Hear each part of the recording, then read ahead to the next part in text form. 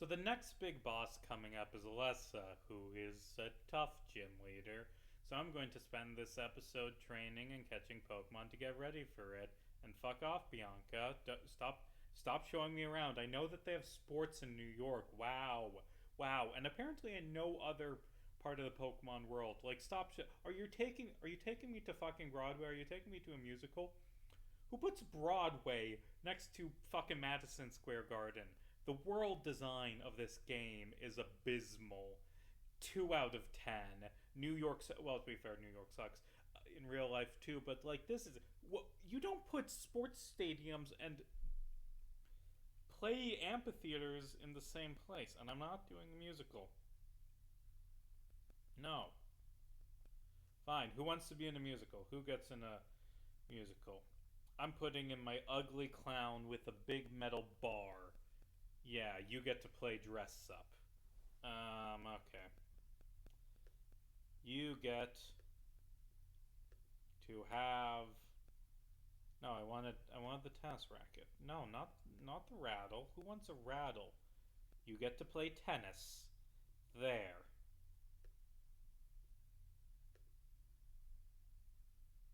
It didn't save the tennis. It's already cute.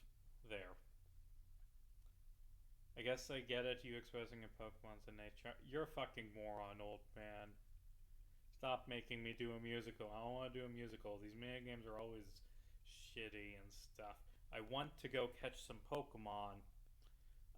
And more importantly, oh right, there's Bianca with her dad who's a dick, and he's like, you shouldn't, you're only a teenager, you shouldn't run away from home and be homeless and get into fights all the time.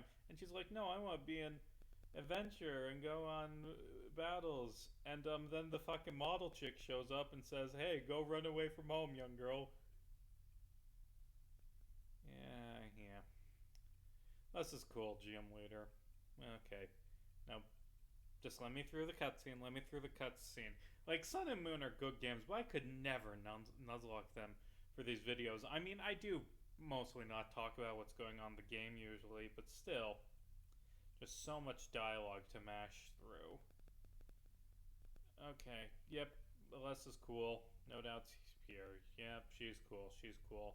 And now, can I go do Pokemon? She has the roller coaster gym in this one, right? And they changed it to a lame runway in the next one. But oh no, the heater's going to turn on. Hold on, I gotta go stop that.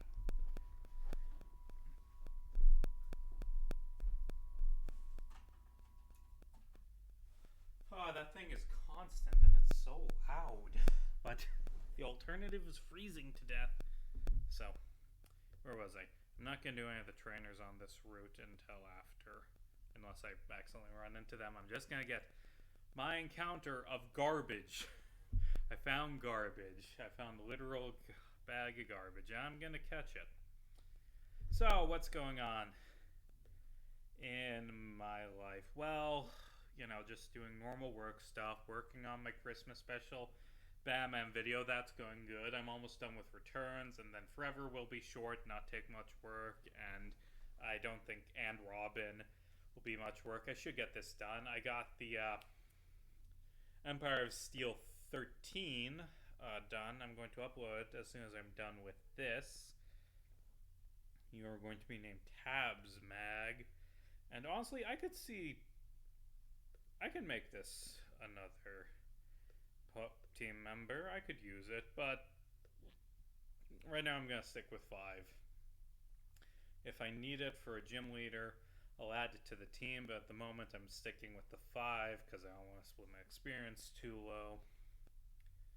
So yeah, just hard at work on my YouTube channel, getting things done, playing Pokemon in my Nuzlocke vlogs between working and things. And out here, does this lead to Coney Island or does it lead to another route? It's weird to see just a fucking baseball player in a Pokemon game. Let me through. Okay, yeah, just random cop attacks a small child. This is New York City. Okay. Let's see. I'm up for award. I got nominated again for the Iowa Newspaper Association Awards. I'm up for best continuing coverage for my ongoing coverage of a school that had a big scandal where they suddenly got rid of their superintendent. A lot of teachers called the school out for big problems. It was a whole mess, and I submit that, and I'm at least in the top 3, which is good. I've been working on my video on the Homestuck fan endings. I'm working on writing the part for Act 8, and man, Act 8 is... I don't think it's very good. I enjoyed it when I read it the first time, and my enjoyment has gone down after, like, trying to read it again, and it's just...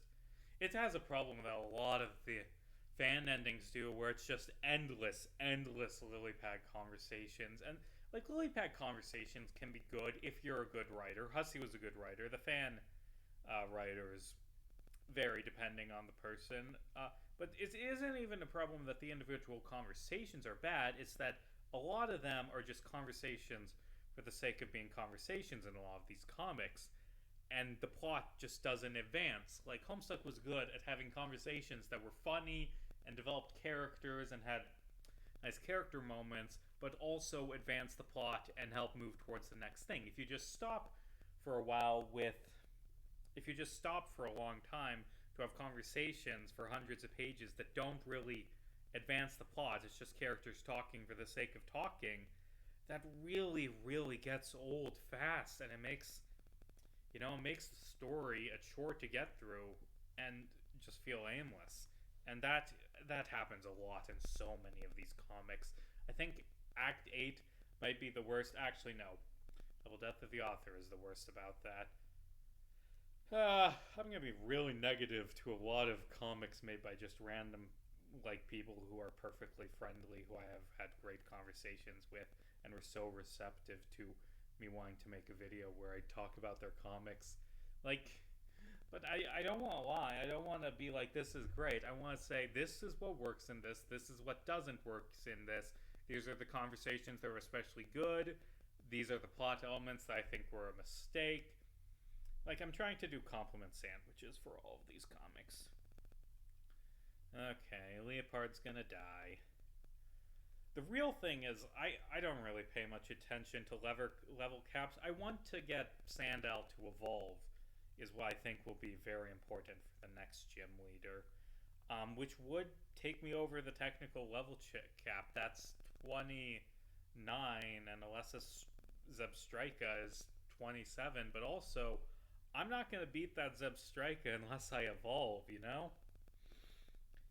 Let's see, also, I did, like last night, I'd heard about it before. I thought, hey, I'll check out the Donkey Kong 64 Randomizer, and I played it a bit.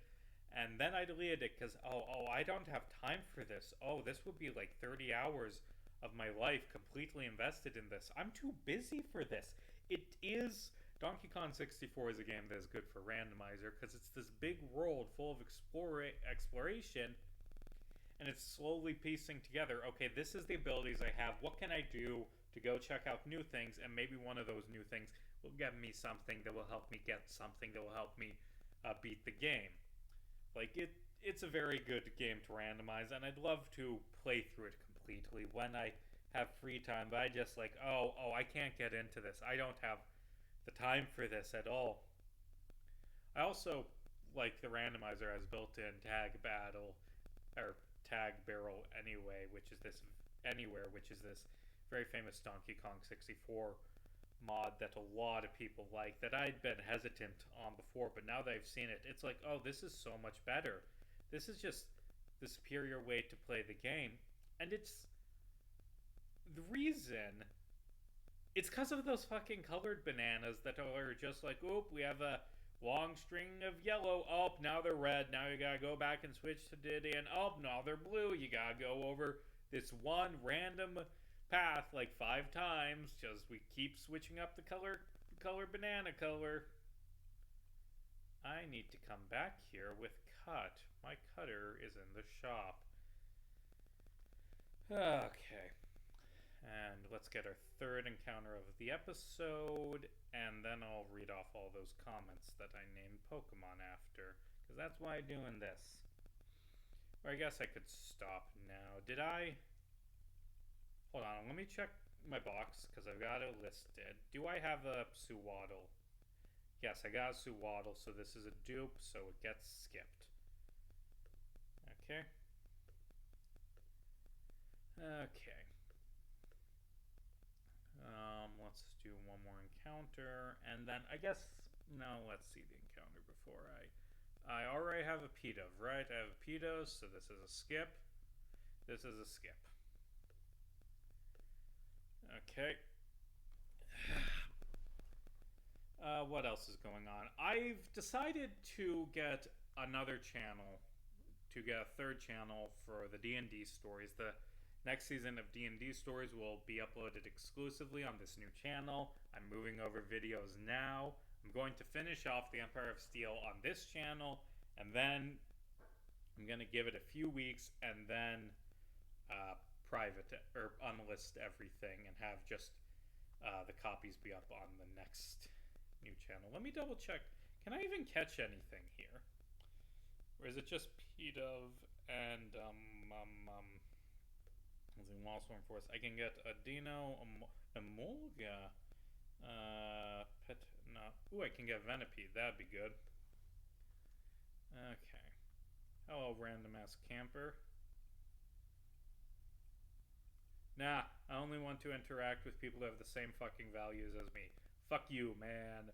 Values have value, in that all values aren't equally valid, I have decided. I mean, it's a vague, sappy, nondescript thing from a hippie in a Pokemon game. And his wife doesn't talk because of the incident. Do we want to talk about the incident? It was very, very terrible. See, she was walking down the streets of New York City, which, as we all know, is where this game takes place. And then she was almost hit by a cab, and she said the classic New Yorker phrase that they are instructed from birth to say, "I am walking here." It's a classic charm that the New Yorkers say, believing it will protect them from evil.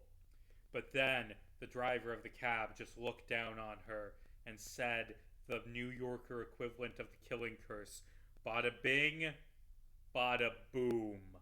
And then she exploded. She spent 10 months in the hospital, and she never talked again because she just got bada bing, bada boomed. So that's what this one's going to be titled. And I need one more. I got Tabs Mag, I got Jesse James. I didn't have. Ola Aramel is actually subscribed, so your comment was kind of nothing, but you're named. I didn't have time to go dig back for some of the other comments. I'm just doing the more recent ones, which is fine. So, anyway, maybe I'll use Petio. I don't know how good it is. Let's start reading and responding to comics. Ola Aramel, however that's pronounced, says, "Babe, be serious. Of course I watch your vid on the epilogues. That's good. I like when people watch my videos on you."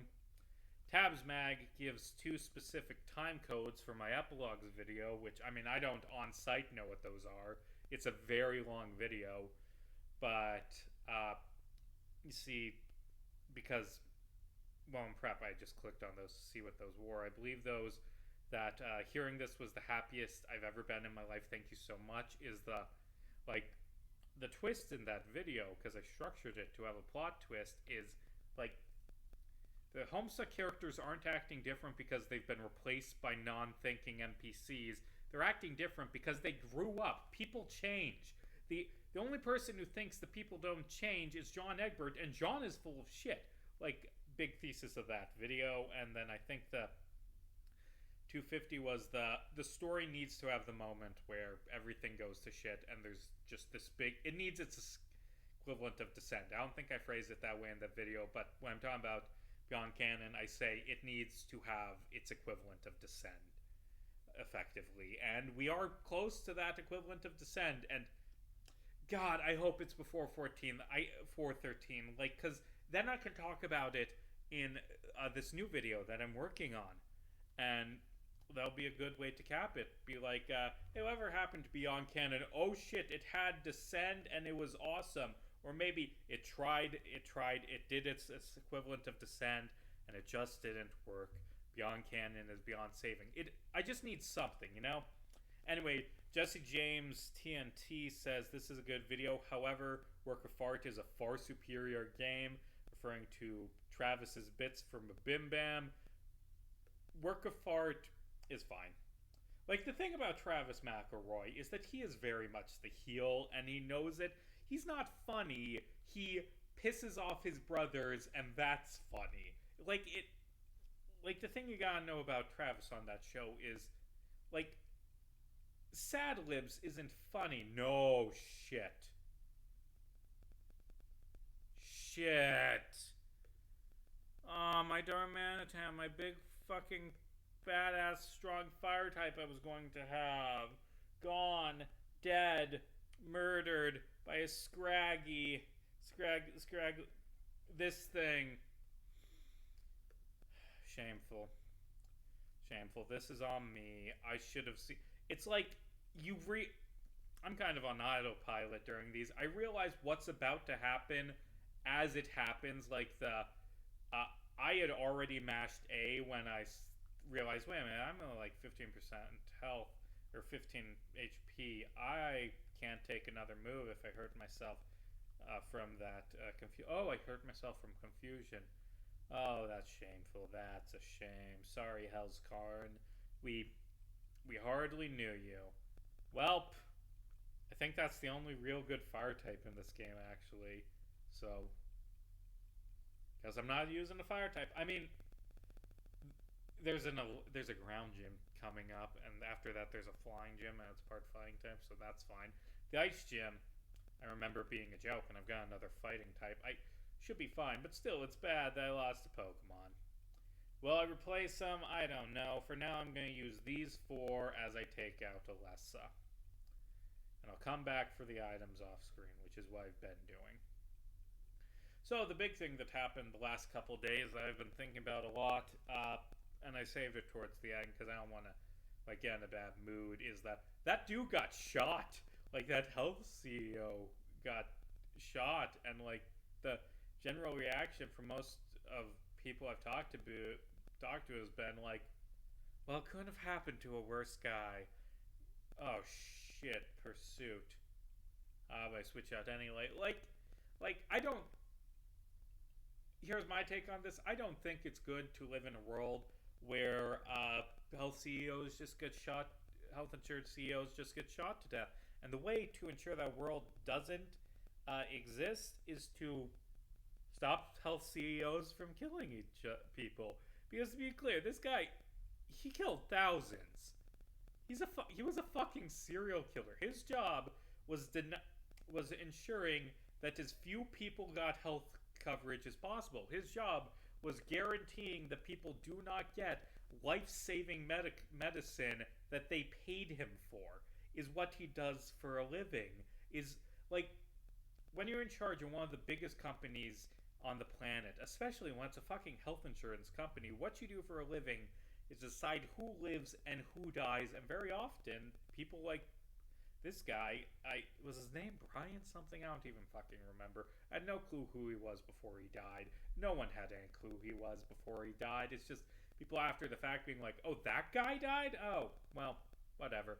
It's like, he was a man who for a living decided who lived and who died, and someone else decided that he shouldn't be allowed to keep living either, just as this man decided that so many people should not be allowed. Actually, no, that's wrong. He didn't decide who lived and died. He paid people to pay people to pay people to pay people to pay people to decide who gets killed. Like, so many layers of abstraction that he could wipe his hands from it and claim he did not have any culpability. But of course, that's just a fiction. Of course he's responsible for his policies and the people who were killed by them. Of course, like, it's his fault that those people are dead. Not just his fault. There's a whole industry that killed these people. But this guy was a murderer. Like, he killed thousands. And we need to say, well, what about his family? Well, what about the families of the people who died because his company denied them health coverage? What about the people who died because they had the highest rate of denials in the industry, or because they put a fucking AI in deciding who is allowed to live, and the AI was wrong 90% of the time, according to a lawsuit against this company. Like, those are just as those, I would argue, are just as much murder as a guy walking up to a CEO in New York City and putting a bullet in him. You know? Like, if people want to say, I don't think people should be allowed to kill other people, that is fine. I agree with that. But I think, like, I don't give a I think on the priority list of who should be arrested for murder, guy who shot a man in revenge for that man murdering thousands is much lower on the priority list than man who murdered thousands, you know? Like, how about instead of giving a $10,000 reward to hunt this guy, the NYPD walks into the United Health offices and just starts fucking arresting people for murder? Like, Jesus. Like, we're supposed to have police to protect us from being murdered, but millions of Americans live in constant fear of being killed by this fucking CEO to save a percentage point of a percentage point of a percentage point of a stock value. You know? If you don't want people to murder health insurance CEOs, the solution to that is to get rid of the health insurance industry. Because eventually people are going to get sick and tired. I'm surprised it didn't happen sooner. People get sick and tired of others going up to them and saying, you aren't allowed to live anymore because it makes me more money if you fucking die. Like, so many people I've seen, like, joking and mocking and saying they're glad about this, but so many people saying, like, oh yeah, I have a loved one who is dead because of this man, so I'm glad that he got what was coming to him. Or seeing nurses say, I have constantly requested this life-saving treatment for my patients, and this company told me, go fuck yourself. Fuck you, I hope your patients die. And, like, those people aren't gonna fucking cry that this violent mass murderer got what he had coming. Yeah. Anyway, jury nullification is cool as shit and is a thing more Americans should know about. It's bullshit. You're not allowed to tell people the law because you're not allowed to tell juries about jury nullification, even though it is completely legal. Because it's illegal to tell them about a thing they're legally allowed to do, because then they might do it. Like, that, our criminal justice system is a mess. Like, this is tangentially related, but on murder trials, they're allowed to say, are you going to, hey, are you willing to give the death penalty? No. Well, then you can't serve on this murder trial because you could potentially give the wrong, like, it is bullshit that you can get rejected from a jury by saying, I don't believe in the death penalty. It's like, well, hold on. Well, the jury's not allowed to choose that. We need to have non-partial jurors who have already decided what the prosecution wants, which is that this human being gets killed. Like, hey, when I talk about how, like, the sanctity of life and people shouldn't be killed, like, the death penalty still exists. People die in prison constantly, not even just the fucking death penalty usually. Like, our prisons are terrible, terrible places. Like, fucking heat stroke kills so much more people than the death penalty because people just open prisons in the desert when every summer is hotter, and then people die because of that. And you want to talk about how, well, it's terrible when bad people die. Well, I don't think you believe that, politicians who are admiring this, because if you did, you would be fucking fighting against prisoners being killed by prisons. I'm rambling. I'm fucking rambling. I'm going to end this. I always ramble when I talk about politics.